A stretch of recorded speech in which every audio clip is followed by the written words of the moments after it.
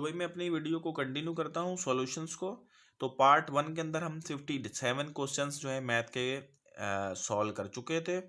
अब मैं जो है 58 क्वेश्चन से कंटिन्यू करता हूँ। 58 क्वेश्चन में लिखा हुआ है कि all the improper fractions are greater than dash. Improper fraction जितनी भी हैं ना वो किस से बड़ी हैं? 2 से, 1 से, 0 से या नन ऑफ दिस। अब ये आम सा सवाल है और छोटी छोटी चीजें जो है ना वो आपके पास अपने एमसीक्यूज में आ जाती हैं, डिफरेंट एमसीक्यूज में। तो सबसे पहले तो ना इम्प्रॉपर फ्रैक्शन क्या है उसको मैं एक्सप्लेन कर दूं। इम्प्रॉपर फ्रैक्शन उसे कहते हैं जिसके जिसके अंदर ऊपर वाले डिजिट यानी न्यूमिनेटर जो है वो बड़े हों। For example 5/4। उसके अलावा मैं यहाँ पे लिखता हूँ 11/7। इस टाइप के जितने भी हों जिसका न्यूमिनेटर बड़ा हो उसको इम्प्रॉपर फ्रैक्शन कहते हैं। और जब भी इम्प्रॉपर फ्रैक्शन को अगर आप डेसिमल में चेंज करेंगे तो अब यहाँ पे देखिए 4 का टेबल 1 टाइम, 4 आ गया, यहाँ पे 1 बचा और यहाँ पे कोई नंबर नहीं है, फिर यहाँ पे 0 लगाया और यहाँ पे पॉइंट लगाएंगे। 4 का टेबल 2 टाइम्स, 4 2 जा 8। तो यहाँ पे देखें यानी कि कुल मिला के यहाँ पर हमारे पास जवाब आया 1.2। इसी तरह 11/7 को 7 से जब डिवाइड करेंगे तो 7 का टेबल 1 टाइम, 7 1 जा 7, 4। अब यहाँ पे नंबर नहीं है, 0 लगाएंगे, यहाँ पे पॉइंट लगाएंगे। 7 का टेबल जो है यहाँ पर लगेगा 5 टाइम्स, 7 5 जा 35। तो ये कुल मिला के हमारे पास जवाब आया 1.5 और ये आया 1.2। अब आप ऐसे कोई भी नंबर सोच लें जो इम्प्रॉपर हो तो उनका जवाब 1 पॉइंट समथिंग आता है, यानी 1 पॉइंट समथिंग आता है। यानी जितनी भी इम्प्रॉपर फ्रैक्शन है ना वो एक से बड़ी हैं। ये बात आप लोगों को यहाँ पे सीखनी थी, समझनी थी कि इम्प्रॉपर जितने भी है ना उनका 1 पॉइंट समथिंग जवाब आता है, यानी कि वो इम्प्रॉपर फ्रैक्शंस हमेशा 1 से बड़ी होती हैं। अब एक बात यहाँ पर और आप जो समझ लें कि क्या पता दूसरे एमसीक्यूज में इस तरह के सवाल आ सकते हैं कि जो प्रॉपर फ्रैक्शंस होती हैं वो हमेशा 1 से छोटे होते हैं। लेट सपोज प्रॉपर फ्रैक्शन उसे कहते हैं जैसे 1/2, 3/4, यानी न्यूमिनेटर जिसका छोटा हो उसको हम इम्प्रॉपर फ्रैक्शन कहते हैं। जब भी आप इम्प्रॉपर फ्रैक्शन को प्रॉपर फ्रैक्शन को डेसिमल में चेंज करेंगे तो इसका जवाब 0.5 और इसका जवाब 0.75। और जैसे भी जितने भी प्रॉपर फ्रैक्शन है ना उनका जवाब 0 पॉइंट समथिंग आएगा। 0 का मकसद ये है कि ये 1 से भी पीछे हैं, छोटे हैं। यानी प्रॉपर फ्रैक्शन की बात हो तो वो 1 से लेस देन है, अगर इम्प्रॉपर की बात हो तो वो 1 से बड़े हैं। आगे चलते हैं हम अपना नेक्स्ट क्वेश्चन की जानिब। Question number 59 and question number 59 में लिखा है कि which of the following is exactly divisible by 4 and 8। तो ये हमारे पास कुछ रकमें लिखी गई हैं और पूछा गया कि बताइए 4 और 8 के साथ मुकम्मल डिवाइड कौन सी होती हैं। भाई देखे ये रकम लाखों करोड़ों में दी गई है, ये भी लाखों में दी गई है, ये भी लाखों में दी गई है।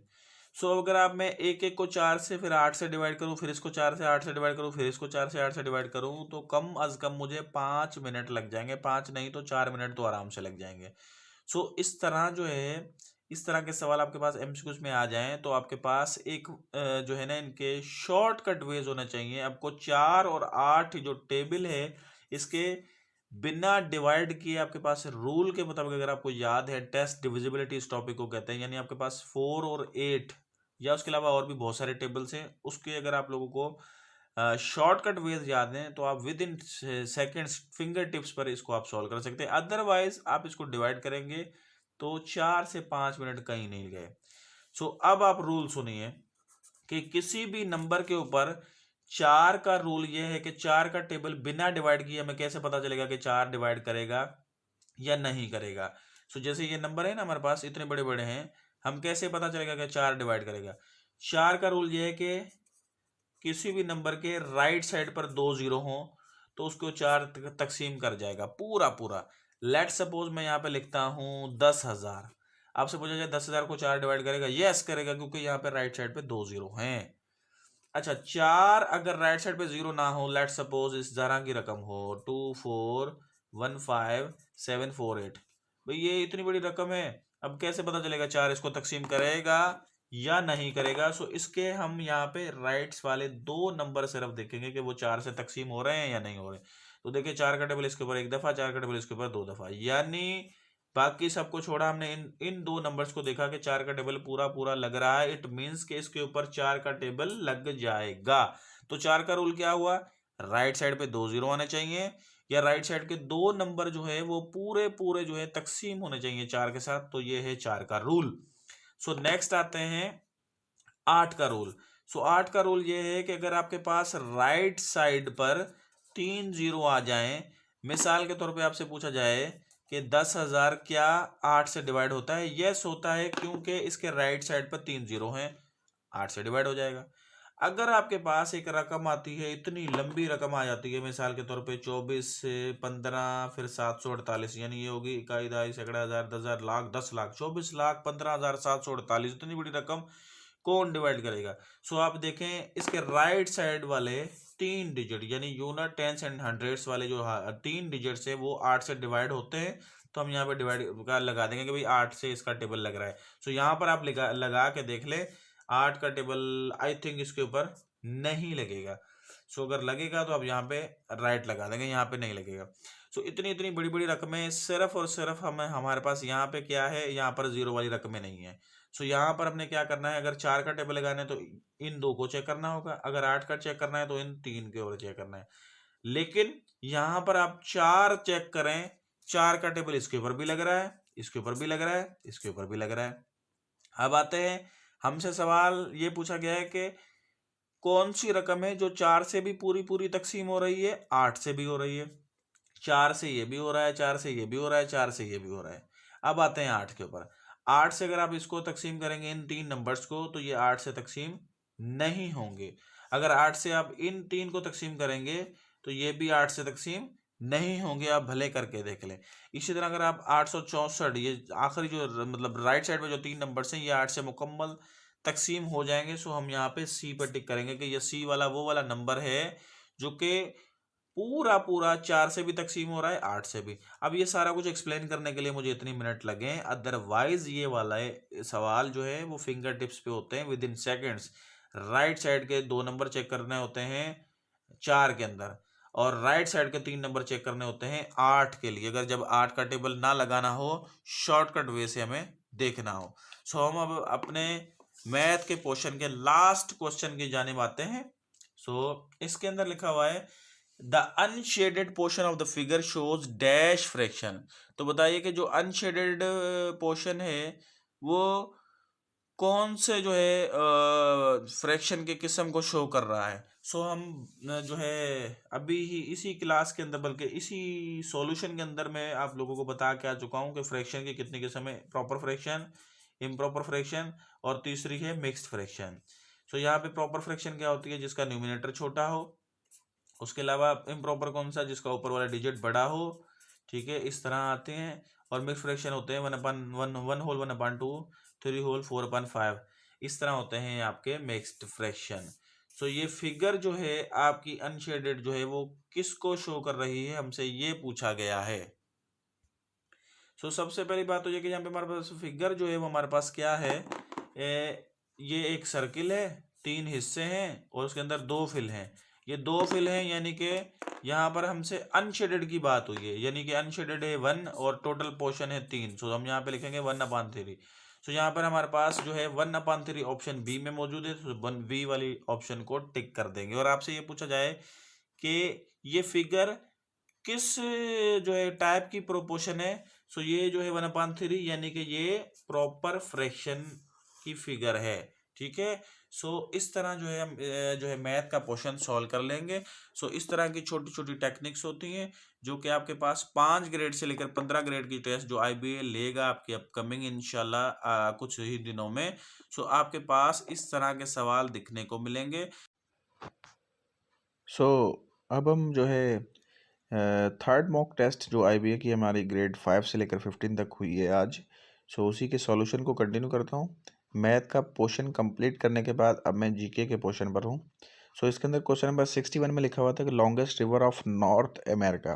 सो नॉर्थ अमेरिका की जो लॉन्गेस्ट रिवर है वो है मिसिसिपी। सो जो दुनिया की लॉन्गेस्ट रिवर है उसको कहते हैं नील रिवर। दुनिया की लार्जेस्ट रिवर है उसको कहते हैं अमेजोन रिवर। ये इंपॉर्टेंट रिवर्स हैं। इसी तरह कॉन्टिनेंट वाइज रिवर्स आती हैं। आपसे पूछा जाएगा कि एशिया की सबसे बड़ी रिवर कौन सी है, यांगजे रिवर। इसी तरह कॉन्टिनेंट वाइज आपसे रिवर पूछी जाती हैं कि यूरोप की बड़ी रिवर कौन सी है, वोल्गा रिवर। इसी तरह मतलब वैसे तो जो हैं 3-4 आपको याद होंगी 5 रिवर्स, लेकिन आपको कॉन्टिनेंट वाइज़ हर कॉन्टिनेंट की याद होनी चाहिए। सो नॉर्थ अमेरिका यानी जहाँ पर यूनाइटेड स्टेट्स ऑफ अमेरिका भी आता है, ये उसी के अंदर रिवर फ्लो करती है मिसिसिपी। सो कॉन्टिनेंट वाइज़ नॉर्थ अमेरिका में मिसिसिपी है। सो नेक्स्ट पर आते हैं क्वेश्चन नंबर 62। इसमें लिखा हुआ है कि Qantas is airline of dash country. So Qantas airline जो है वो ऑस्ट्रेलिया की, ये बहुत ही इम्पोर्टेंट एयरलाइन है और ये बहुत ही रिपीटेड क्वेश्चन है। सो हमने इसको अपनी टेस्ट के अंदर भी लिया है कि जैसे टेस्टों में ये रिपीट होता रहता है। सो हमने कोशिश करते हैं कि हम ऐसे क्वेश्चंस को जो है टेस्ट में लेकर आएँ जो कि पेपर्स में आते रहते हैं। सो क्वेश्चन नंबर 63 में है कि which of the following is called the deepest ocean of the world. So दुनिया में 5 वैसे तो ओशियंस हैं, लेकिन काम के जो हैं मेन 3 हैं। सो सारों के नाम मैं बता देता हूँ। पैसिफिक है, अटलांटिक है, उसके बाद इंडियन है, उसके बाद जो है साउथर्न एंड आर्कटिक। सो सबसे जो डीपेस्ट के हिसाब से वो है पैसिफिक ओशियन। सो पैसिफिक ओशियन के अंदर जो डीपेस्ट पॉइंट है उसको हम कहते हैं मरियाना ट्रेंच। सो उसकी जो डेप्थ है वो 10,900 फीट है। बाज़ जगहों पे ये कुछ और भी आती है, लेकिन बुक्स के अंदर 10,900 फीट लिखी हुई है। डीपेस्ट पॉइंट जो दुनिया की उसको कहते हैं मरियाना ट्रेंच, जो कि पैसिफिक ओशियन के अंदर है। अच्छा, इसी तरह अटलांटिक ओशियन बड़ा मशहूर ओशियन है, इसके अंदर ट्रेड ज़्यादा होती है। सो इस ओशियन को हम बिज़ीएस्ट ओशियन ऑफ द वर्ल्ड भी कहते हैं, अटलांटिक ओशियन को। इसी तरह इंडियन ओशियन जो कि हमारे पाकिस्तान को जो साउथर्न साइड पे एक सी लगता है जिसको हम कहते हैं अरेबियन सी, वो इसी के अंदर फ्लो करता है, इसी के अंदर आउटफ्लो है उसका अरेबियन सी का इंडियन ओशियन में। और इंडियन ओशियन का जो डीपेस्ट पॉइंट है, सो जहाँ तक मुझे याद पड़ता है, इसको जो डीपेस्ट पॉइंट है उसको जावा ट्रेंच आई थिंक कहते हैं। इसकी भी डीपेस्ट पॉइंट याद रखें इंडियन ओशन की, ये एमसीक्यूज में आ सकती है। सो नेक्स्ट क्वेश्चन में आते हैं कि 64 में कि dash lake is called largest fresh water lake of the world. So दुनिया में सबसे बड़ी लेक जो है फ्रेश वाटर वो है सुपीरियर, जो कि यूएसए और कनाडा के बीच में है। सो इसी तरह यहाँ पर एक सी ऑप्शन में टिटिकाका लेक लिखी गई है, और टिटिकाका लेक जो है इसका भी एक टाइटल है। सो ये बहुत इंपॉर्टेंट लेक है, इसके भी क्वेश्चंस आते हैं। इसको कहते हैं हम highest lake of the world. और उसके बाद एक कैस्पियन सी जो है ए में मौजूद है, इसका भी बड़े मशहूर ये सी, मतलब इसका नाम सी लिखा हुआ है लेकिन ये है लेक, ठीक है। सो ये लेक जो है दुनिया की सबसे बड़ी लेक है, लेकिन ये साल्ट लेक है। सो हमसे सवाल ये पूछा गया कि फ्रेश वाटर लेक जो है वो सबसे बड़ी कौन सी है। सो वह है सुपीरियर। एक और यहाँ पे पॉइंट आप लोगों को बता दूं कि डीपेस्ट लेक जो है उसके भी क्वेश्चंस बहुत आते हैं कि दुनिया में जो डीपेस्ट लेक है उसको उसका नाम क्या है और वो कहाँ पर फ्लो करती है। सो वो है लेक बाइकल, BAIKAL। ये बाइकल लेक है जो कि रशिया में फ्लो करती है, इसको हम कहते हैं डीपेस्ट। सो आगे अगले क्वेश्चन पर आते हैं 66 के ऊपर। सो 66 के अंदर क्वेश्चन के अंदर लिखा हुआ है कि name the Pakistan born surgeon among team who made history with pig to human heart transplant. So एक पाकिस्तानी सर्जन है, डॉक्टर, जिसने जो है सूअर का जो दिल है वो इंसान के अंदर जो है वो ट्रांसप्लांट किया है। उस डॉक्टर का नाम क्या है, ये बड़ा ही इम्पॉर्टेंट है। सो आपकी अपकमिंग टेस्ट में आ सकता है। सो हमने ये क्वेश्चन आपकी थर्ड मॉक टेस्ट में दिया था। सो इसके अंदर राइट ऑप्शन है डॉक्टर मोहम्मद मोहिउद्दीन नामी एक डॉक्टर है, जिसने अपनी टीम के साथ एक कामयाब तजर्बा किया जिसके अंदर सूअर का जो दिल है वो इंसान के अंदर फिक्स किया। सो 67 क्वेश्चन है, who is the current secretary of SCO Shanghai cooperation organisation. इसका जो करंट सेक्रेटरी है वो जो ए ऑप्शन में मौजूद है, जेंगमिंग। सो ये करंट SCO है।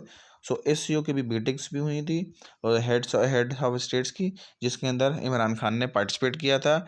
और इमरान खान ने कब इनकी जो है ज्वाइन की मीटिंग्स, और उसके अलावा ये कितनवीं मीटिंग थी, पाकिस्तान इसका मेंबर है, इसके कितने मेंबर्स हैं, इसका हेडक्वार्टर कहाँ है। सो इसकी A to Z इन्फॉर्मेशन आप लोगों ने याद रखनी है, क्योंकि आपकी अपकमिंग टेस्ट होंगी। सो आपके अपकमिंग टेस्ट में SCO को टच कर सकते हैं, एक बात याद रहे। OIC की भी अभी हालिया एक मीटिंग्स हुई हैं, जिसके अंदर पाकिस्तान के अंदर इस्लामाबाद के अंदर इसकी मीटिंग्स हुई हैं। सो उसका थीम क्या था, कहाँ पर हुई थी, किसने करवाई थी, OIC के कितने मेंबर हैं, OIC का हेडक्वार्टर कहाँ है, OIC के फाउंडरिंग मेंबर्स कहाँ हैं, तो उसकी भी एक एक इन्फॉर्मेशन आपको याद रखनी होगी, क्योंकि रिसेंटली अभी OIC की मीटिंग्स हुई हैं। सो आपकी अपकमिंग टेस्ट में इंतहाई अहम ये वाले क्वेश्चन हैं। सो नेक्स्ट आते हैं question number 68। Persons founded dead inside vehicles or in marine recently the reason of death is dash। सो भैया आप लोगों को मालूम होगा कि अभी ये कुछ दिनों पहले कोई बारिशें भी हुई थी, उसके अलावा ठंड का मौसम था बहुत ज़्यादा, और लोग कोमरी में जो है गए थे घूमने, और बर्फ़बारी कुछ ज़्यादा हुई थी और उस बर्फ़बारी के अंदर लोग फंस गए थे रोडों के अंदर। सो इतना ट्रैफिक जाम हुआ, रोड जाम हुआ कि लोग मैसूर होकर रह गए, और इवन 24 घंटे तक बर्फ़ में फंसे रहे, और उसके बाद अमवात हुई। सो ये पूरी दुनिया में न्यूज़ चली, और उसके अलावा फिर लोग काफ़ी जो है हलाक हो गए। अब जो लोग हलाक हुए वो कुछ खबरें ये चल रही थी कि वो सर्दी की वजह से हलाक हुए, लेकिन नहीं, क्योंकि उन लोगों ने गाड़ियों के शीशे बंद किए हुए थे, और उसके अलावा गाड़ियों का फ्यूल ख़त्म हो गया था। सो पीछे साइलेंसर के अंदर भी बर्फ़ आ गई थी, तो गैस खारिज नहीं हुई और गैस अंदर ही रही, और जो अंदर गैस रही थी वो उसका नाम था कार्बन मोनोऑक्साइड। और कार्बन मोनोऑक्साइड की ना गैस की बदबू होती है, ना उसकी खुशबू होती है, ना कुछ भी नहीं होता। सो ये जो लोग अंदर ही रहे और उन्होंने शीशे बंद कर रखे हैं कि शीशे खोलेंगे तो बर्फ़ अंदर आएगी, सर्दी आएगी, सो दैट्स वाई उनकी जो अमवात हुई हैं वो कार्बन मोनोऑक्साइड, जिसका फार्मूला है CO। सो ये वाली गैस की वजह से लोगों की अमवात हुई हैं, ये एक रिपोर्ट आई है, उसके तहत हमें ये मालूम चला है। तो इसके ऊपर एक MCQ हमने बनाया है कि कार्बन मोनोऑक्साइड की वजह से जो मरी के अंदर डेथ्स हुई थी। सो ए ऑप्शन में मौजूद है। सो हमारे पास है कि question number 69, which of the following straight is called longest straight in the world. So Malacca straight है जो कि दुनिया में सबसे लंबी जो है स्ट्रेट है, इसको हम कहते हैं मलाक्का स्ट्रेट। अच्छा, स्ट्रेट को समझें कि स्ट्रेट क्या है। आपकी बुक्स में स्ट्रेट लिखी होंगी इस तरह की, पालक स्ट्रेट है, और उसके अलावा स्ट्रेट ऑफ हॉर्मुज है, और दुनिया की बहुत सारी स्ट्रेट्स है, गिब्राल्टर स्ट्रेट है। तो सबसे पहले तो स्ट्रेट लफ्ज़ को समझें कि स्ट्रेट क्या है। देखिए भाई, ये मिसाल के तौर पे दो कॉन्टिनेंट हैं या दो मुल्क हैं, इस साइड भी पानी है यानी ओशियन है या सी है, इस साइड भी सी है या ओशियन है। अब ये जो बीच में एक नैरो पाथ है जो कि दो ज़मीनों को मतलब अलग कर रहा है और दो पानियों को मिला रहा है। मिसाल के तौर पे यहाँ पे जो है पैसिफिक ओशियन है, यहाँ पे इंडियन ओशियन है, बीच में एक छोटा सा रास्ता है, यहाँ भी कॉन्टिनेंट है, यहाँ भी कॉन्टिनेंट है या कंट्री है, तो बीच में एक छोटा सा नैरो पाथ है जो कि दोनों को मिला रहा है, इसको हम कहते हैं स्ट्रेट। सो इस तरह की दुनिया में मुख्तलिफ स्टेट्स हैं और स्टेट्स में से क्वेश्चंस आते हैं, जिस तरह हमने आपकी टेस्ट में थर्ड में निकाला है। सो यहाँ पर एक लिखा हुआ है कि दुनिया की सबसे लंबी स्टेट कौन सी है। सो वो है मलाक्का स्टेट, जो कि जहाँ तक मुझे याद पड़ता है ये मलेशिया और इंडोनेशिया के बीच में है, लेकिन फिर भी आप इस क्वेश्चन को वेरीफाई कीजिएगा। क्वेश्चन काफ़ी दफ़ा ऐसे आते हैं कि ये जो मलाक्का स्टेट है ये किन दो कंट्रीज़ के बीच में है। काफ़ी दफ़ा ऐसे आता है, जैसे यहाँ पर लिखा हुआ कि सबसे लंबी स्टेट कौन सी है, उसके अलावा स्टेट ऑफ हॉर्मुज कहाँ पे है, स्टेट ऑफ गिब्राल्टर कहाँ पर है, कुक स्टेट कहाँ पर है, बास स्टेट कहाँ पर है। तो इस तरह के स्टेट्स के बहुत सारे क्वेश्चंस आते हैं। सो हम अपने नेक्स्ट क्वेश्चन की जानिब आते हैं, question number 70। So question number 70 में लिखा हुआ है कि which continent is called island continent. दुनिया में एक ऐसा भी कॉन्टिनेंट है जिसको आइलैंड कॉन्टिनेंट कहा जाता है, वो है ऑस्ट्रेलिया। अच्छा, ऑस्ट्रेलिया को इस वजह से आइलैंड कॉन्टिनेंट कहा जाता है क्योंकि ऑस्ट्रेलिया के जो इर्द गिर्द है ना वो पानी ही पानी है। जैसे दूसरे कॉन्टिनेंट हैं, कॉन्टिनेंट के 7 कॉन्टिनेंट जुड़े हुए हैं। मिसाल के तौर पे जो है एशिया है, सो एशिया से आप देखें कि यूरोप जुड़ जाता है। सो इसी तरह हमारे साथ अफ्रीका भी जुड़ जाता है। सो कॉन्टिनेंट कॉन्टिनेंट के साथ जुड़े हुए हैं, बिल्कुल ठीक है। तो इसी तरह ऑस्ट्रेलिया एक ऐसा कॉन्टिनेंट है जो कि नीचे वाली साइड साउदर्न साइड पे है, साउदर्न हेमिस्फेयर में है। मैप के ऊपर आप देख सकते हैं, सो गूगल मैप में भी। और ये जो है किसी कॉन्टिनेंट से नहीं मिलता, सारा का सारा पानी में। और इवन यहाँ पे जो कंट्रीज़ हैं खुद वो भी एक दूसरे से नहीं मिलते, मतलब पूरे के पूरे पानी में चारों तरफ से, जो चारों तरफ से पानी में होता है उसको आइलैंड कहते हैं। सो ये कॉन्टिनेंट के ऊपर ही एक टाइटल पड़ गया है कि ये आइलैंड कॉन्टिनेंट है। इसी तरह जैसे अफ्रीका जो है उधर ब्लैक कलर ज़्यादा है, लोग ब्लैक होते हैं, सो इस वजह से उसको डार्क कॉन्टिनेंट भी कहा जाता है। सो इस तरह कॉन्टिनेंट के ऊपर कुछ नाम्स भी दिए गए, जैसे इसका नाम है आइलैंड कॉन्टिनेंट्स। सो यहाँ पर ऑस्ट्रेलिया का ऑप्शन ही नहीं है, सो दैट्स वाई हम डी ऑप्शन पर टिक करेंगे। सो क्वेश्चन नंबर 71 पर आते हैं। Currency of Bahrain is, Bahrain की करेंसी जो है वो है दीनार। सो नेक्स्ट आते हैं। अच्छा, एमसीक्यूज जो आते हैं ना डिफरेंट जनरल नॉलेज में करेंसी टाइप के, सो करेंसी में जो है क्वेश्चन आपके पास आएंगे तकरीबन जो है ना, हमने खुद भी देखे हैं, टेस्टें देते रहते हैं, तो मिडल ईस्ट को ये बहुत ज़्यादा टच करते हैं कैपिटल एंड करेंसीज में, और इसके अलावा यूरोपियन कंट्रीज़ को काफ़ी टच करते हैं। सो इनको कंट्रीज़ को आप अच्छे से पढ़ें, ख़ास तौर पे मिडल ईस्ट में जिनकी दीनार, दिरहम और रियाल जो करेंसीज हैं ना, इनको बहुत टच करते हैं।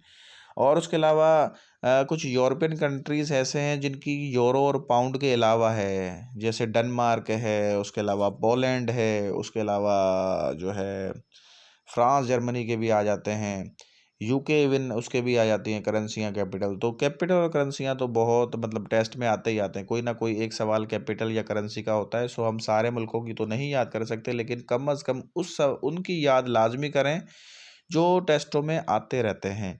कम अज़ कम 40 से 50 ऐसे मुल्क हैं जिनकी आपको मस्ट याद करनी होगी, और वो टेस्टों में इनमें से क्वेश्चन लाजमी आता है, कभी कैपिटल और कभी करेंसी। सो आगे चलते हैं हम अपने नेक्स्ट क्वेश्चन की जानिब। यहाँ पर लिखा हुआ है 72 में कि कैपिटल ऑफ कनाडा, कनाडा का जो कैपिटल है वो है ओटावा, जो कि सी ऑप्शन में मौजूद है। इसके बाद करते हैं 73 क्वेश्चन के ऊपर। 73 क्वेश्चन में लिखा हुआ है कि all are South Asian countries except, भाई साउथ एशियन कंट्री है नीचे दिगों में से सारे, एक नहीं है, वो कौन सा है? मलेशिया नहीं है। सो सार्क के बहुत ज़्यादा सवाल आते हैं। साउथ एशियन कंट्रीज़ की एक ऑर्गेनाइजेशन है जिसको कहते हैं सार्क। सो यहाँ पर एक बात सार्क की नहीं हुई है, लेकिन साउथ एशियन कंट्री की एक ऑर्गेनाइजेशन है जिसको हम सार्क, जो कंट्रीज़ हैं साउथ एशियन कंट्रीज जो हैं वो 8 हैं टोटल। सो इन 8 कंट्रीज़ को आप नोट कर लें कौन कौन से हैं, जिनके अंदर इंडिया भी आता है, श्रीलंका भी आता है, बांग्लादेश भी आता है, पाकिस्तान भी इसी के अंदर आता है। उसके अलावा साथ ही इसके अफ़गानिस्तान भी आता है, उसके अलावा नेपाल भी आता है, उसके अलावा भूटान भी आता है। सो ये कंट्रीज़ हैं। अच्छा, मालदीव्स भी आता है। सो ये 8 कंट्रीज़ हैं, इनके ऊपर एक मुश्तमिल है एक ऑर्गेनाइजेशन जिसको हम कहते हैं सार्क। सो साउथ एशियन कंट्रीज़ में ये वाले कंट्रीज़ आते हैं जिनके अंदर मलेशिया नहीं आता। तो हमसे ये सवाल भी यही पूछा गया है कि साउथ एशियन कंट्रीज़ सारे हैं नीचे दिए गए में से कौन सा नहीं है, सो वो है हमारे पास option number D. So next आते हैं हम अपने क्वेश्चन पे, question number 74। And question number 74 में लिखा है कि Washington DC is located on the bank of dash river. So Washington DC जो है वो पोटोमैक रिवर के जो है किनारे पर है। अच्छा, ये दुनिया के बड़े बड़े शहर हैं उनके पूछे जाते हैं, जैसे पेरिस फ्रांस का कैपिटल है, ये किसके जो है किनारे पे है। इसी तरह लंदन जो है वो किसके किनारे पे, दरिया के। इस तरह किनारों के सवाल आते हैं दरियाओं के, तो ये मशहूर सवाल है। सो इस तरह के आप याद रखें। सो क्वेश्चन नंबर 75 में लिखा है कि the border line between dash is 24th parallel line. So 24 parallel. अच्छा, पैरेलल लाइन्स की बहुत सारी बाउंड्री लाइन्स हैं, ये मुख्तलिफ कंट्रीज़ की, ये याद रखनी पड़ेंगी आपको। 24 पैरेलल लाइन जो है ये पाकिस्तान और इंडिया के दरमियान है। इसके ऊपर एक पाकिस्तान की वार भी हुई थी जिसको रन ऑफ कच्छ भी कहते हैं, जो कि 1968 के अंदर फिर यहाँ पे बाउंड्री लाइन दोनों के दरमियान डिस्कस की गई थी और बाउंड्री जो है दोनों को डिवाइड करके दी गई थी। सो इस लाइन को हम कहते हैं 24th पैरेलल लाइन, जो कि सिंध के इलाके थर वाली साइड से इंडिया और पाकिस्तान को ही लगती है ये लाइन। सो नेक्स्ट आते हैं पाकिस्तान स्टडी के पोर्शन पर। पाकिस्तान स्टडी के क्वेश्चन में क्वेश्चन नंबर 76 में लिखा हुआ है dash wiser of India is called modern maker of India. So India की हिस्ट्री में इंडिया के अंदर एक वायसराय आते रहे थे, मतलब जो है वायसराय आते रहे थे, तो उनमें से एक वायसराय ऐसा भी था जिसको हम कहते हैं मॉडर्न मेकर भी है वायसराय। सो उसमें से है लॉर्ड डालहाउस। लॉर्ड डालहाउस वो वायसराय है, इस वजह से इसको हम कहते हैं मॉडर्न मेकर इंडिया का, क्योंकि ये इंडिया के अंदर सबसे पहले टेलीग्राफ यानी टेलीफोन, उसके अलावा रेलवे को लेकर आया। सो इस वजह से इसके ऊपर एक टाइटल पड़ गया कि ये लॉर्ड डालहाउस जो है ये मॉडर्न मेकर है इंडिया का। सो क्वेश्चन नंबर 77 में लिखा हुआ है कि Simla deputation was led by. Simla deputation के अंदर मुसलमानों को जो लीड कर रहे थे वो सर आगा खान कर रहे थे, और यहाँ पे ए ऑप्शन, बी और सी के अंदर है ही नहीं मौजूद, तो इस वजह से हम ऑप्शन नंबर डी पर आएंगे, नन ऑफ दीज पे। सो उसके बाद आते हैं क्वेश्चन नंबर 78। क्वेश्चन नंबर 77 में शिमला डेपुटेशन के बारे में थोड़ा सा यहाँ पर मैं बता दूं कि शिमला डेपुटेशन के अंदर मुसलमानों ने एक डिमांड्स रखी थी ब्रिटेन के साथ कि हमें अपना सेपरेट इलेक्टोरेट सिस्टम दिया जाए, हमें अलग गवर्नमेंट जॉब्स दी जाएं, हमारे कोटा रखे जाए, मुख्तलिफ किस्म की डिमांड्स थी जो आगे चल के पूरी हुई। मिंटो मॉर्ले रिफॉर्म्स आया था 1909 के अंदर।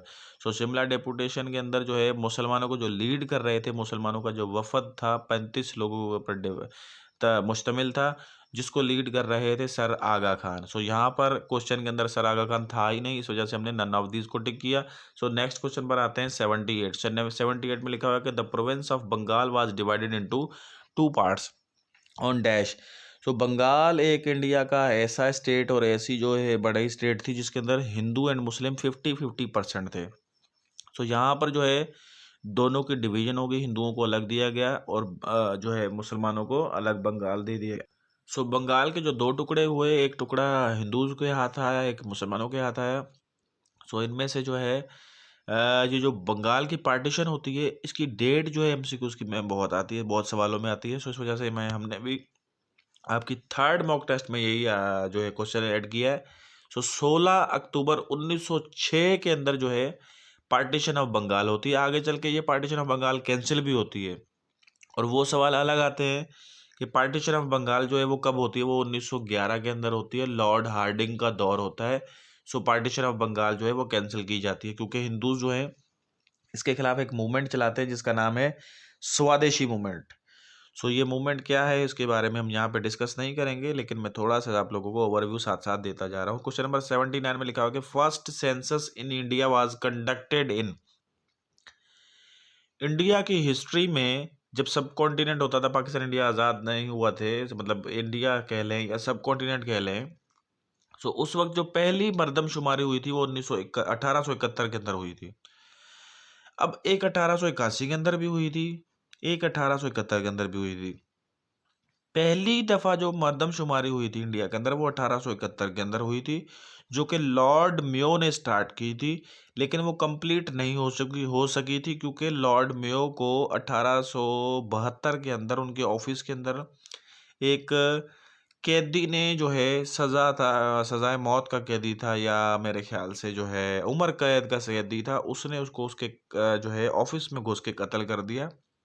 और वो कैदी आफरीदी था, कास्ट का पठान। सो उसने जो है लॉर्ड मेयो को कत्ल कर दिया। इस वजह से ये जो मर्दमशुमारी का प्रोसेस था वो कंप्लीट ना हो सका। सो आगे चल के 1881 में ये मरहला कंप्लीट हुआ। सो आपके पास 2 किस्म के क्वेश्चंस आएंगे। एक क्वेश्चन ये आ सकता है कि कंप्लीट सेंसस कब होती है, वो 1881 में। अगर आपसे ये पूछा जाए कि इंडिया की हिस्ट्री में सबसे पहले सेंसस कब हुई, तो वो 1871 में हुई, लेकिन वो कंप्लीट नहीं हुई थी। स्टार्ट जरूर की थी लॉर्ड मेयो ने। सो लॉर्ड रिपोन नामी एक जो है वायसराय, मतलब जो है वायसराय रहे हैं जिन्होंने जो है कंप्लीट जो है सेंसस करवाई थी। और पाकिस्तान की भी सवाल इस तरह आते हैं कि पाकिस्तान की पहली मर्दमशुमारी कब हुई थी, तो 1951 में पाकिस्तान आज़ाद होने के बाद पहली मर्दमशुमारी 1951 में, यानी कि 1951 के अंदर हुई थी। तो क्वेश्चन नंबर 80 में आते हैं, dash viceroy of India is called founder of local government in India. अच्छा भाई, इनमें से एक वायसराय ऐसा भी है कि जो लोकल गवर्नमेंट का फाउंडर है तो वो है लॉर्ड रिपोन, जो कि बी ऑप्शन में मौजूद है। लोकल गवर्नमेंट उसे कहते हैं कि जो आपका गवर्नमेंट है वो आपके दरमियान आ जाए, आपके अंदर ही रिप्रेजेंटेटिव हो, जैसे नाज़म, नायब नाज़म, उसके अलावा ये जो आपके जो है इस तरह काउंसिल, यूनियन काउंसिल, इस टाइप पे जो लोग आते हैं आपके दरमियान, मतलब ये जो है हुकूमत हो गई, आपके दरमियान हुकूमत के रिप्रेजेंटेटिव हो गए। आप आराम से अपने मसले उनके साथ डिस्कस कर सकते हैं। ये लोकल गवर्नमेंट सिस्टम है और लोकल गवर्नमेंट सिस्टम सबसे पहले इंडिया में इंट्रोड्यूस करने वाले थे लॉर्ड रिपोन। सो इस वजह से इसको जो है founder of local government in India भी कहा जाता है। ये इंपॉर्टेंट क्वेश्चन है और ये सब कॉन्टिनेंट की हिस्ट्री या प्री पार्टीशन के अंदर, हिस्ट्री के अंदर से इस तरह के क्वेश्चंस आते रहते हैं। सो हमने भी 3rd मॉक टेस्ट में इसी तरह के क्वेश्चंस को टच किया है। एक बात याद रहे, ये क्वेश्चंस हमने पास पेपर्स को मद्देनजर रखते हुए बनाएं कि किस तरह पाकिस्तान स्टडी के जो प्री पार्टीशन में से क्वेश्चंस आते रहते हैं।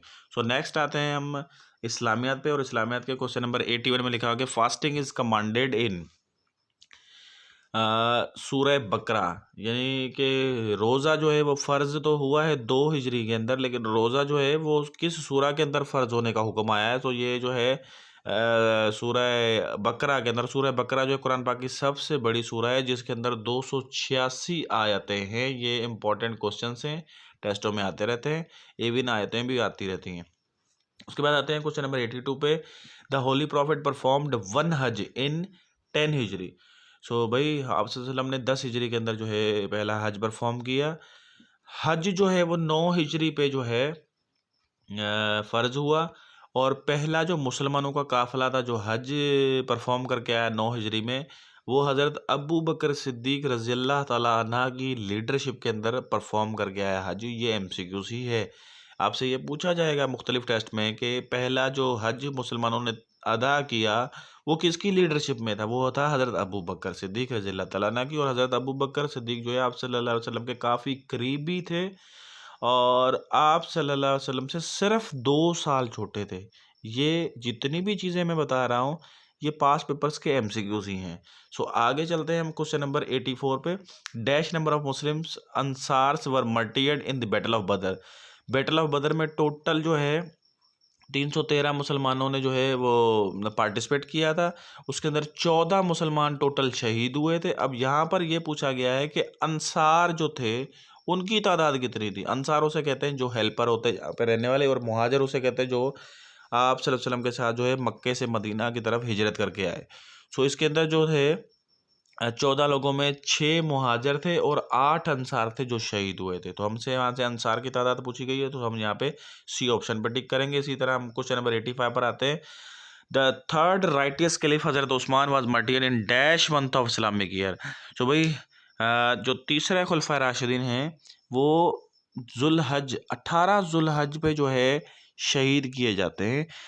एक बात याद रहे कि 4 खुलफाए राशिदीन जो हैं आए हैं, जो कि पहले नंबर पे हैं हज़रत अबू बकर सिद्दीक, दूसरे नंबर पे हैं हज़रत उमर, तीसरे नंबर पे हज़रत उस्मान, चौथे नंबर पे हज़रत अली।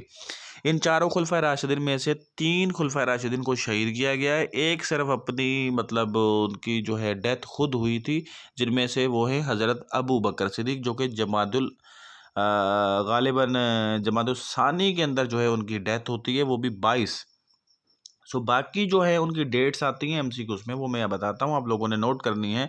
हज़रत उमर की जो शहादत की डेट है वो है 1 मुहर्रम, उसको शहीद करने वाले का नाम है लुलू फ़ेरोज़। ये MCQs में बहुत आता है। उसके बाद हम आते हैं नेक्स्ट के ऊपर, हज़रत उस्मान को 18 जुलहज को शहीद किया गया जुलहज के महीने में। उसके बाद हम आते हैं नेक्स्ट के ऊपर, हज़रत अली को भी शहीद किया गया और नमाज की जो है कैफियत में शहीद किया गया। उसके ऊपर ज़ख़म दिए गए तलवार से, 19 रमज़ान पे उसको ज़ख़म दिए गए, मतलब उसको ज़ख्मी किया गया, और 21 रमज़ान पे उसकी शहादत हुई। सो ये तीनों खुलफाए राशिदीन की शहादतों की डेटें आती हैं, ये याद रखनी है। तो यहाँ पर भी हमने एक शहादत की डेट वाला ही मतलब ईयर मंथ वाला ही जो है क्वेश्चन दिया है कि हज़रत उस्मान की जो है वो कब होती है शहादत, जुल्हज के महीने में। एक और इम्पॉर्टेंट इन्फॉर्मेशन यहाँ पे मैं शेयर करूँ कि हज़रत उस्मान जो हैं आप सल्लल्लाहु अलैहि वसल्लम की 2 बेटियों से इसका निकाह हुआ था, इस वजह से इसको ज़ुल्नौरैन भी कहते हैं। एक का नाम था रुकैया, उम्मे रुकैया, दूसरे का नाम था उम्मे कुलसूम। उम्मे रुकैया की डेथ होती है, उसके बाद जो है कुलसूम के साथ उस्मान का निकाह होता है, और ये पहले हाफिज़ कुरान भी हैं, और उसके अलावा ये वो खुलफाए राशिदीन में से हैं जिसने जुम्मे की नमाज में दूसरी अजान ऐड की। अच्छा, बुक्स में ये छपा हुआ है कि जो दूसरी अजान ऐड की वो हज़रत उमर ने की। सो ये गलत है। जुम्मे की जो अजान है सेकंड अजान, यानी 2 अजानें आती हैं। आप लोग अगर नमाज पढ़ते होंगे तो आपको मालूम होगा कि जुम्मे की नमाज में जो है 2 अजानें आती हैं। तो जो दूसरी अजान ऐड करने वाले हैं ना, इसके सवाल आते हैं MCQs में। सो दूसरी अजान ऐड करने वाले हज़रत उस्मान है। सो हम अपने टेस्ट को कंटिन्यू करता हूँ। आगे चलते हैं हम अपने कंप्यूटर के पोर्शन पे। कंप्यूटर के पोर्शन में क्वेश्चन नंबर 86 के अंदर लिखा हुआ है कि there are dash types of software. भाई सॉफ्टवेयर के दो किस्म है, एक है एप्लीकेशन सॉफ्टवेयर, दूसरा होता है सिस्टम सॉफ्टवेयर। सो यहाँ पे ऑप्शन ए पे टिक करेंगे। क्वेश्चन नंबर 87 में लिखा है कि which of the following is system software. नीचे देखो में से कौन से सिस्टम सॉफ्टवेयर है? Device drivers, Windows, antivirus, all are system software. तो यहाँ पे राइट ऑप्शन हमारा डी होगा, ऑल आर सिस्टम सॉफ्टवेयर। क्यों होगा? क्योंकि भाई देखें, सिस्टम सॉफ्टवेयर उसे कहते हैं जिससे हमारा सिस्टम चल रहा हो, ये सारी चीज़ों को कंट्रोल कर रहे होते हैं। सो डिवाइस ड्राइवर वो होते हैं कि काफ़ी दफ़ा ऐसा होता है कि हमारे कोई पुराने मॉडल के कंप्यूटर होते हैं, आप विंडो इंस्टॉल कर लेते हैं, फिर मूवी चलाते हैं तो उसमें से आवाज़ नहीं आ रही होती है, या आपकी जो मूवी चल रही होती है तो उसकी जो है कंडीशन होगी, या मतलब उसकी जो वीडियो क्वालिटी होगी वो अच्छी नहीं होगी, पिक्सल फट रहे होंगे। सो आप एक सीडी खरीद कर लाते हैं शहर से, और उसके अंदर लगा के फिर ड्राइवर करते हैं ऑडियो वीडियो, फिर आपकी आवाज़ें भी सही आती हैं उसके अंदर। उसके अलावा आपकी जो वीडियो क्वालिटी है वो भी अच्छी आना शुरू हो जाती है। सो ये एक किस्म के डिवाइस ड्राइवर्स होते हैं। अगर आप इंटरनेट कंप्यूटर से कनेक्ट करना चाहते हैं तो जब तक इंटरनेट के ड्राइवर आप कंप्यूटर के अंदर इंस्टॉल नहीं करेंगे तो कंप्यूटर आपका नेट से कनेक्ट ही नहीं होगा। सो डिवाइस ड्राइवर भी जो है वो सिस्टम सॉफ्टवेयर के ज़मरे में आता है। डिवाइस ड्राइवर भी एक किस्म का सिस्टम सॉफ्टवेयर ही है। अच्छा, विंडो तो भाई है ही सिस्टम सॉफ्टवेयर, क्योंकि विंडो जो है पूरे एक सिस्टम को चला रहा होता है, उसके साथ बाकी सारी चीज़ें चल रही होती हैं। अगर विंडो ही नहीं होगी तो हमारा कंप्यूटर ही नहीं चलेगा और हम कंप्यूटर से कम्युनिकेट ही नहीं कर पाएंगे। सो नेक्स्ट है हमारे पास एंटीवायरस। भाई एंटीवायरस भी एक ऐसा सॉफ्टवेयर है, सिस्टम सॉफ्टवेयर, जो कि हमें बता रहा होता है कि आपका कंप्यूटर अभी डैमेज होने वाला है, वायरस आने वाला है, या आप जैसे यूएसबी कोई लगाते हैं जिसके अंदर जो है वायरस होता है, तो उसी वक्त अलार्म बज जाता है कंप्यूटर में कि आपके कंप्यूटर में वायरस आ चुका है, आप इसको स्कैन कर लें। सो एंटीवायरसेस भी एक किस्म के जो है वो सिस्टम सॉफ्टवेयर ही हैं। सो डी में ऑल आर सिस्टम सॉफ्टवेयर, ये टिक करना होगा। अब हम अपने नेक्स्ट क्वेश्चन पर आते हैं, question number 88। All are language translators except. भाई इनमें से जो है ना लैंग्वेज ट्रांसलेटर को पहले तो ऑप्शन से पहले मैं लैंग्वेज ट्रांसलेटर के बारे में बता दूं कि लैंग्वेज ट्रांसलेटर है क्या। भाई देखिए, कंप्यूटर के अंदर आप मैं लिखूं राशिद अली मलिक, सो कंप्यूटर को क्या पता राशिद अली मलिक का? सो कंप्यूटर ये वाली ज़बान नहीं समझता, ना सिंधी समझता, ना उर्दू समझता, ना इंग्लिश समझता। कंप्यूटर एक अपनी ज़बान समझता है जिसको कहते हैं बाइनरी लैंग्वेज, और बाइनरी लैंग्वेज होती है ज़ीरोज़ एंड वंस में। सो अब मसला ये है कि जो हम लैंग्वेज लिखते हैं, कंप्यूटर दूसरी लैंग्वेज समझता है और हमें दिखा तीसरी रहा होता है मॉनिटर के ऊपर। सो बिल्कुल ये इसी तरह ही है कि एक कोई सिंधी स्पीकिंग बंदा किसी पठान के साथ बात करना चाहे और कम्युनिकेशन भी लाजमी हो। सो ये कैसे हो सकता है? और पठान जो है वो सिंधी से किसी से मतलब बंदे से करना चाहे कांटेक्ट या राब्ता, सो वो कैसे कर सकता है? सो एक में बीच में एक और बंदा हमें खड़ा करना होगा जिसको पश्तो भी आती हो, सिंधी भी आती हो, तभी दोनों को एक दूसरे के साथ वो कम्युनिकेट करवा पाएगा, अदरवाइज तो नहीं हो सकेगा। तो इसी तरह जो हम लैंग्वेज लिखते हैं और कंप्यूटर जो समझता है और फिर कंप्यूटर उसको ट्रांसलेट कर रहा होता है, उसके बीच में एक चीज़ लगी होती है, उसको हम कहते हैं लैंग्वेज ट्रांसलेटर्स। सो उनको हम कह रहे होते हैं उनमें से जो है इंटरप्रीटर है, कंपाइलर है, असेंबलर है। सो यहाँ पे एक कंप्रेसर एक नामी एक मैंने बी ऑप्शन में लिखा है, ये ट्रांसलेटर नहीं है, बाकी सारे जो हैं वो लैंग्वेज ट्रांसलेटर ही कहलाते हैं। सो उसके बाद आते हैं क्वेश्चन नंबर 89 पे। What is the maximum font size you can apply for any character in MS Word? भाई MS Word में मैक्सिमम जो होता है ना फॉन्ट का जो है कैरेक्टर का जो साइज़ है वो 1638 होता है। सो ये याद रखना है, ये कुछ रट्टाफिकेशन वाली चीज़ें होती हैं जो कि आप लोगों ने रट्टाफिकेशन लगाना होता है, क्योंकि इसके अंदर कोई कॉन्सेप्ट नहीं है, ये चीज़ें याद ही करनी होती हैं।